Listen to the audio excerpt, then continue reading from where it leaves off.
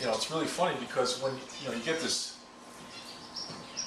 you buy this tree from the store, you know, you get this big pine tree or whatever, and then bring it to the teacher, and he says, okay, we're going to make something out of it. The first thing that they look at in a bonsai is they look at view, so the way you view. But then the second thing they look at is the original tree branches coming out of the trunk. So you want a nice thick trunk. And usually they want a 1, a 2, the 1 is usually lower than the 2, and then a 3, usually coming out from the back. But you want to be able to see all 3 of those.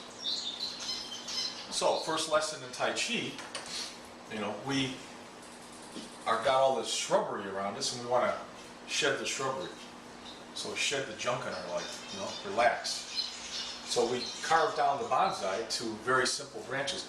A bonsai that's carved and ready to grow for 5 years, it has to sit there for 5 years and grow till it's carved again or whatever, 3 years, sometimes they try to rush it. That tree looks like a Charlie Brown Christmas tree when you get done with it. So here's the beautiful pine tree, and then you end up with this thing that looks like 5, 6 branches sticking out of it. So it's completely different. So if you look at this one here, they got, I'm just a beginner, but you can see. So this is what, it was a full giant tree, something you plant in the lawn. Let's see what, doesn't even say what it is here. So you can see what I carved it. I've got these little things sticking out. They call them jin, and the jin are to give it the appearance of age. So the first thing we learn is the 1, 2, 3, right? So you want 3 branches. Oh, sorry. I wanted to be more specific about that. You can see my 3 branches. So the 1 is lower here, 2, and then the 3rd in the back. Wow. But if you look at this 3, so they talk about bonsai being a living piece of art, right? It's a living art. And we talk about martial arts and Tai Chi. But if you see, boy, 1, 2, 3. There it is. Or you could say 1, 2, 3, and here's the trunk. So there's that 3 branches sticking out, and then you have the trunk that's sitting in the, so you've actually got a similar kind of thing going on, which is really pretty cool. So that's the part right there. So you got this, the person comes, and so you got, let me get a different color. You got attitude, you got a lot of emotions like hate and loss and victimization. Got all this stuff, and that makes this big tree. And what's funny is that the whole goal of this is to turn this thing, this young tree, this might only be like 8 to 10 years old, to turn it into an old tree. So it's young, but it looks old. And they actually last a long time. So you want to make it look old. So isn't it funny? In Tai Chi, we look like crippled old people, We don't, this is what they try to do in China, make you into this beautiful, we're supposed to look like crippled old trees, when we do Tai Chi. Not like an 8 to 10-year-old beautiful pine that's going to grow up to be a monster. So that's point number 2, is we try to lose all this, and we make ourselves old, instead of our society which says, well, our society is all based on what? Youth, right? So we're all based on youth. And this is, you're trying to artificially create this sense of something being old. And so I may look to them to be very old, just like that tree looks like it's all busted up and it's, got these branches coming out that are all withered and they're all whitened by the sun or whatever. And the tree looks like it's going to die, but actually it's much more healthy than a normal tree like this. So what gives them their long age, their durability? So it was funny because we got like the 4th week into class when we did the root. So underneath the tree you have these long, huge roots, and a lot of times they try to accentuate those roots by putting a rock underneath them or whatever. And as years go by, they'll actually, when they rebury the tree, they'll expose those roots. So 1/4 inch by 1/4 inch by 1/4 inch until you get a big pile of roots coming out from under the tree, which again looks like age, right? It's like this thing's been here for a long time holding onto this rock. So they try to do that. But these little guys underneath here, they literally look like a mink coat, like fur, and they're long. There's hundreds of thousands of them, and those are the young roots. So basically when you trim the tree, you get it ready to pot it in its own special pot, you cut off about 1/3 of those roots. And then put it in a pot, let it sit for a year or so, cut off the roots again, let it sit for a year or so, and then finally you get it trained to just use this much amount of roots in order to survive, and you put it in a small little thin pot. Now here's the thing, a tree like this, maybe life expectancy 40 years. As a bonsai, it might live for 100. So what's the key to long life? Teacher said, is getting rid of these roots, renewing these roots, cutting them off and making the tree grow new ones. So these get old quickly and get injured quickly. These guys are like your aorta and your heart. You know, they're big vessels that go up to the brain. So there's a bunch of big vessels that come out, feed the lower part of the body, and branch off the iliac arteries, and there's stuff that goes to the head. We know about the carotids and things like that. Those are huge. What we have to do is change these for. So where are these located? The arms and legs. Yeah. You can need a good compressive massage, strong compressive massage. Where? On these roots. The little capillaries. This is where all the little capillaries are located, because we need a lot of blood to our nerves and so forth that are in our hands and feet. We need to crush these and get rid of these. So good, deep, compressive massage basically kills these, just like you see when you do cupping. So somebody does cupping to somebody, or gua sha. So I got a gua sha tool here. So they go ahead and they scrape the person's arm, and you can see the capillary is actually broken, and there's blood coming out. It looks like a bruise. So basically they're breaking those capillaries, these roots, cutting them off. So good compressive massage. Now, how do we know that? Well, you get a guy like Bob Hope. Bob Hope, I think he lived till 102, and his wife lived to 100, I think. And they asked him, they always ask him, they go to the nursing homes and ask the people, why do you live so long? They'll say, I took a shot of whiskey every day, da da da. Bob Hope had it down. He said, I have a massage every day. From the time I could afford it till now, I've gotten a massage every day. That was Bob. He'd take people with him when he'd go on USO tours or go on the set. He would always have a massage therapist. That's what he said gave him a long life. He said, I'm lazy. All I like to do is golf. I really don't like to exercise, but I got a massage every day. And so did his wife. She died a short time after him. She was like 100 years old. So it makes sense to me that the way to long life is by getting massages frequently, by getting deep compressive massages frequently, because that will destroy these capillaries and force the body to grow new capillaries. What happens to a person that these get sick very quickly? What's the disease we call it? These get sick very quickly. And it's in the news and everybody's all upset about it. Diabetes. Diabetes. And it shortens their life by 20, 30 years because these guys get sick and die. And when the roots get sick and die, the person dies young. That's why diabetes is so terrible, because a lot of other diseases you can fight, but you can't fight diabetes because the roots are diseased. And if you do compressions on a diabetic person like that, if I go ahead and do that and crush those and make them bleed, the person might lose their arm or their leg. Because that'll get bruised, and then eventually the skin will crack open, and bacteria will get in, and they'll get septicemia. They'll get sick. They'll get gangrene. And they got to start chopping. Because why? You can't, stay healthy. So these fresh rooting, the Japanese found out by making the tree grow fresh roots and seasonally cut those roots and make them grow them again is the secret to long life for the tree. So the way I think is, add Bob Hope to the mixture and other people that think massage is good, and then you get long life. So how does Tai Chi imitate that? Well, the cool thing about Tai Chi is that, as you do the stuff, we're going very slow, but we're allowing the body to feed itself. The blood is coursing through the body, without, trauma, like you're running and you're getting trauma to the body. So we want expert, skillful cutting of the roots, like a massage therapist would do, right? Versus you boxing or playing hockey and getting slammed by a puck or hit by a stick and getting traumatized all over by it. That's not healthy. So Tai Chi feeds, it's like fertilizer to the tree.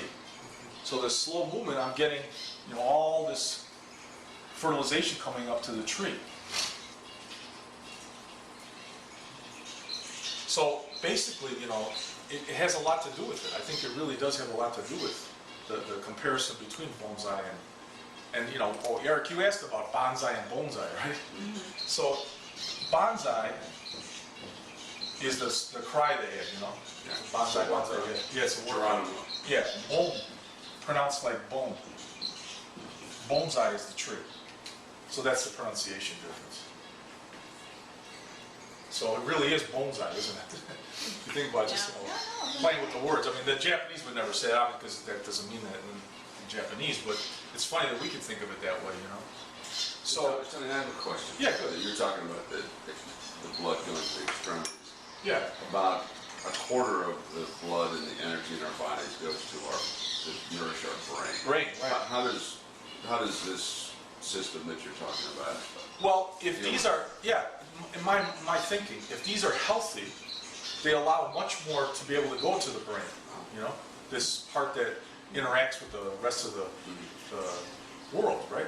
So the brain basically, when we think of the brain as here, Eric, it's not. The brain is actually here. It's in our tissues. It's in our skin. This is nothing more than the CPU.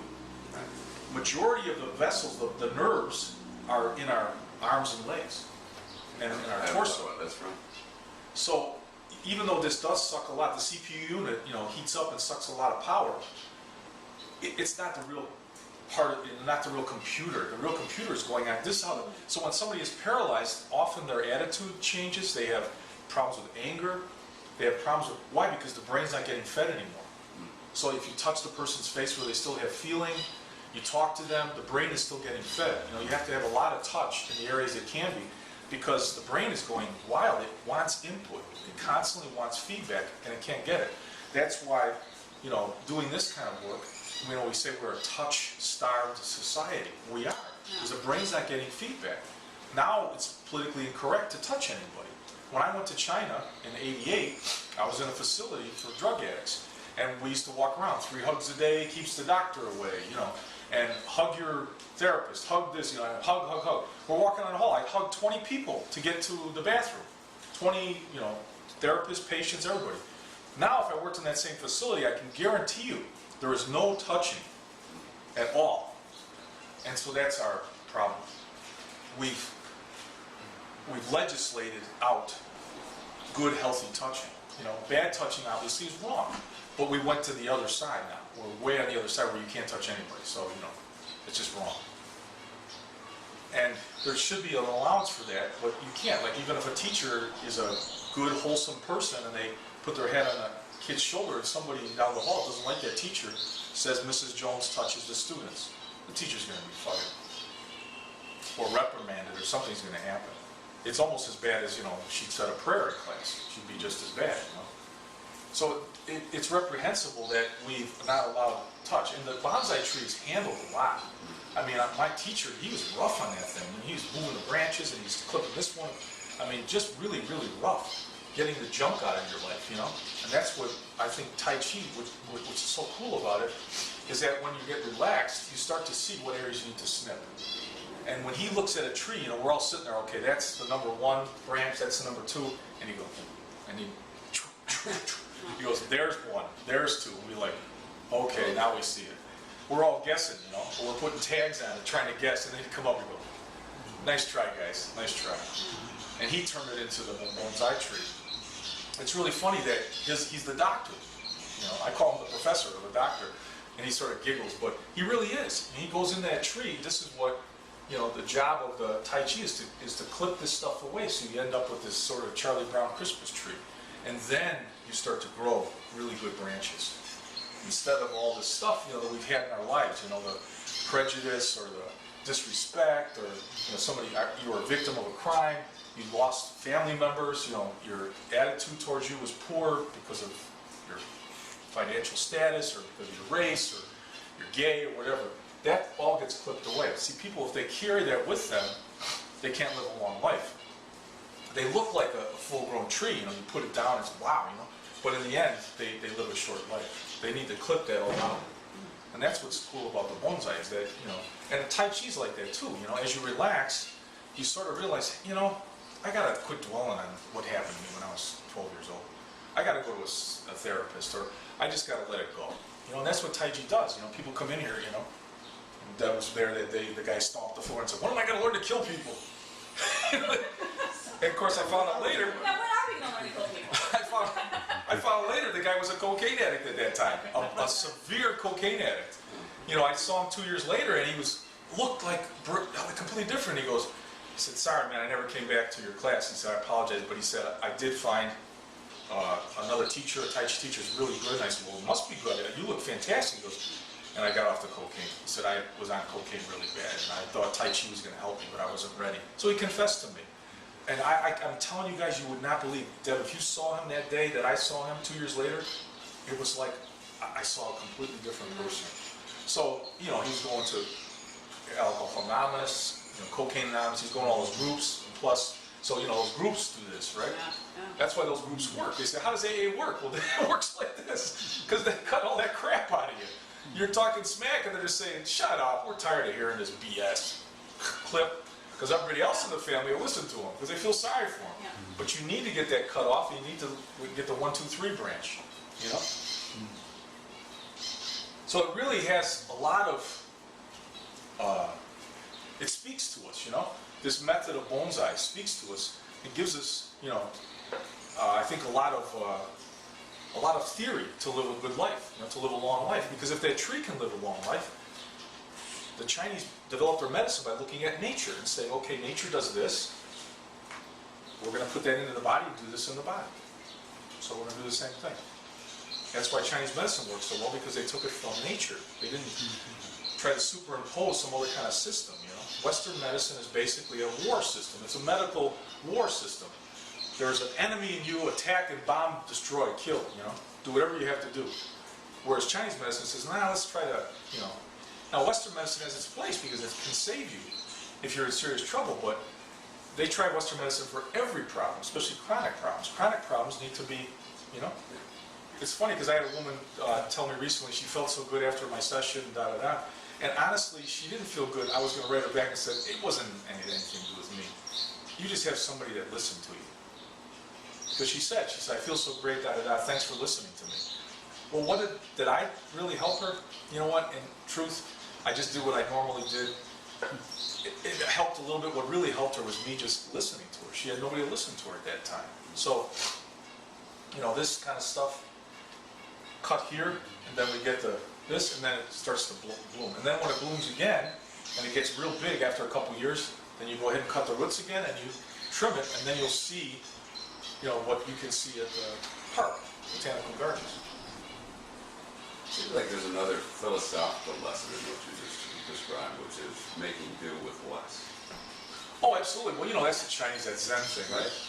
Everything is less, right? You go into a Chinese house, or not Chinese, the Japanese house, and it's just like, what? There's nothing here but tatamis, those are the rice mats, And they have a couple little closets, they have a nice futon or something to sleep on at night, and they have a couple sets of clothes that they buy very, very well-made clothes, and that's it, Eric. And they'll have, small little, beautiful, something very expensive sitting on a shelf somewhere that's, that they admire. So a gift to them, or something they bought for somebody else. Their father, passed it down through centuries. Yeah, they are very, very Zen. That's why they do so well, even though they've been in a horrible economic situation for 30 years now. It's been, Yeah. It's been horrible. Even before that, they were having problems already. Now and they can't come out of it. So, but the reason they're surviving and doing fairly well is, I think, is because they're able to live so frugally, so simply. Yeah. So massage is, to me, getting this compressive kind of massage. We talked about autistic kids in the past where they found out that by putting pressure on them, hugging them really tight, or getting a machine that hugs them, they're able to, reduce all these, because autism is basically everything all the input that's coming in, it can't be sorted out. noise from the birds. You know, you guys are all shutting that off, listening to my voice. Noise from outside. Autistic kids can't. That it all sounds like a large symphony, you know, of discordant noise. But this, when you compress them like this, all of a sudden everything shuts down. The brain gets a compressed signal, and that, you know, that CPU, when everything's compressed like that, it basically just. So how do you get the brain to relax? Through drugs, Valium. You know, no, you compress them. When I was a little kid, I used to beg my mom, "Hug me, mom, hug me." And because I was a little wild man, you know, and I would just beg her, and she wouldn't hug me because I was just so crazy, you know. Basically, you had to hold on to me because I'd try to wiggle out, but soon I would relax. So I probably got some autism in me, Asperger's, who knows what I got in me. But I used to beg her. I remember that. My dad, when he was very young, he was not very physical with any of us. You know, he maybe touched my shoulder or something is about the most he got. But my mom was young, but she just, you know, didn't want to do it. I guess she didn't want my young energy. It made her all freaky. You know, just like it's like taking cocaine when I hold this kid. You know, I'm not going to touch him. You know, he's out of his mind. But this compression, so you know, again, the compression of all people is beneficial. So we're touch starved. We're way out of it. We're way on the other end now. The pendulum is swung all the way over here.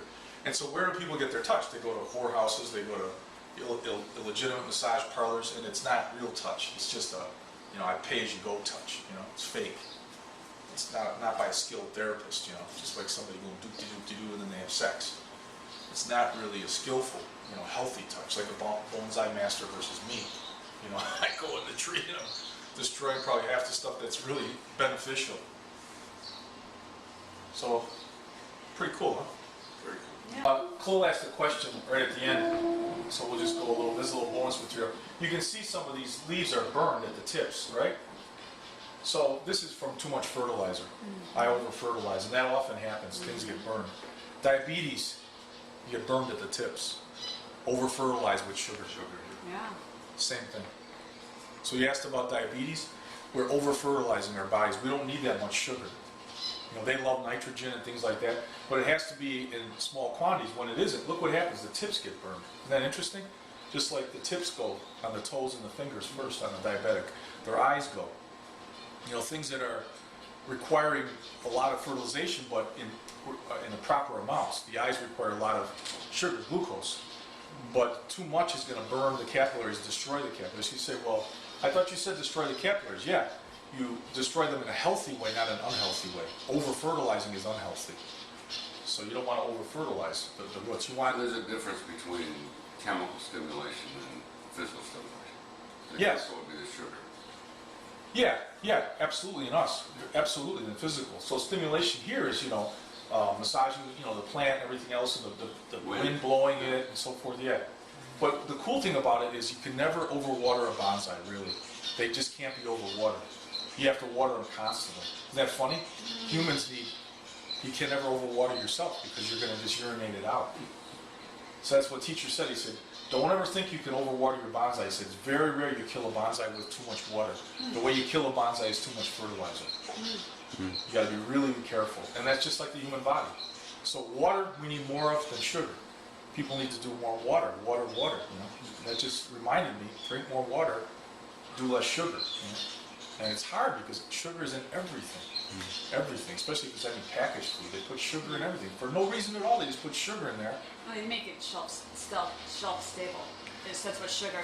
It does help, right? In the old days, they would salt things to make them last longer, or sugar things to make them last longer, right?